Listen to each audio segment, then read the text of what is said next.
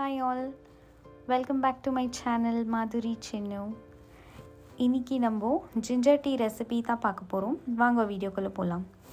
ஃபர்ஸ்ட்டாக 2 class பால் எடுத்துக்கலாம் ஒரு பாத்திரத்தில்.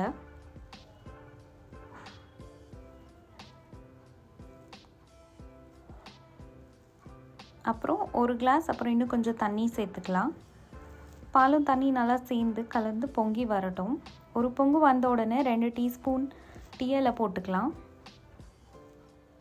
ஒரு பொங்கு வந்த உடனே ஒரு பீஸ் ஆஃப் ஜிஞ்சர் எடுத்துட்டு நல்லா க்ளீன் பண்ணி டைரெக்டாக அந்த பாத்திரத்துலேயே கிரேட் பண்ணிக்கலாம்.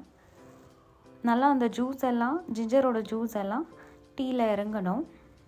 இப்போது 1லேருந்து 1.5 நிமிஷம் லோ ஃப்ளேமில் கொதிக்க வைக்கலாம். டீயை கொதித்த உடனே 3 ஸ்பூன் சர்க்கரை போட்டுக்கலாம். ஒரு 1/2 நிமிஷம் கொதிக்க விட்டுட்டு ஃபில்டர் பண்ணி சர்வ் பண்ணிக்கலாம்.